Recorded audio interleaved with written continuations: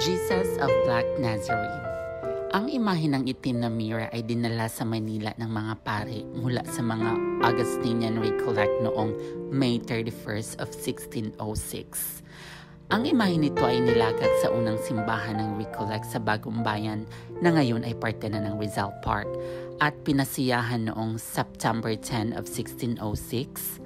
Noong 1608, ang pangalawang pinakamalaking simbahang Recollect na inihandog kay San Nicolas de Tolentino na natapos sa loob ng Intramuros kung saan nakalagak ngayon ang gusali ng Manila Bulletin at ang imahe ng Nuestro Padre Jesus Nazareno ay inilipat dito.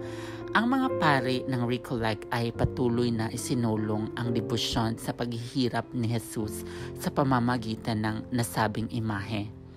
Makalipas ang 15 taon, nabuo ang Cofradia de Jesus Nazareno at itinatag noong April 21st of 1621.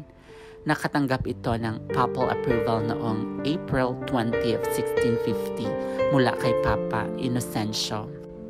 Noong 1787, si Basilio Sanco Huanta Fina, ang Arsobispo ng Maynila, ay nag-utos na ilipat ang imahe sa Quiapo sa ilalim ng pagtaguyod kay San Juan Bautista.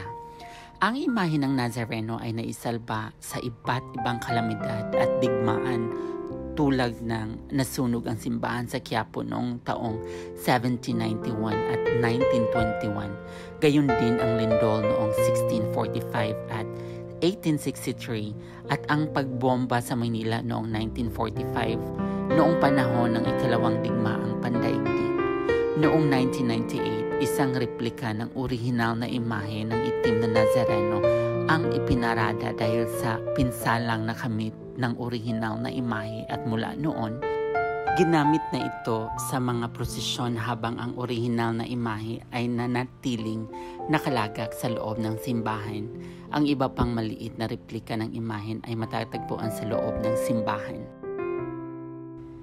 Ang ika-9 ng buwan ng Enero ay isang mahalaga at natatanging araw para sa mga taga-Quiapo, Maynila sapagkat ipinagdiriwang nila ang kapistahan ni Nuestro Padre Jesus Nazareno na higit na kilala sa tawag na Black Nazarene dahil sa kulay nito. Ang Quiapo ay naging sentro ng debosyon dahil sa mapaghimalang imahe ng Black Nazarene. Maraming nagsisimba tuwing Biyernes, marami ring nagdarasal at lumalakad ng paluhod sa harap ng simbahan. Ang kapistahan ng Quiapo at ang panata sa Black Nazarene ay bahagi na ng tradisyong Pilipino, anuman ang maging kahulugan at pagkaunawa ng ibang nating kababayan. Ang diwa nito ay nagpapatibay ng pagkakaisa ng pamayanan, malinaw na nagpapakita ng pananalig at pag-ibig sa Diyos. Mahal na itim ng puon ng Nazareno.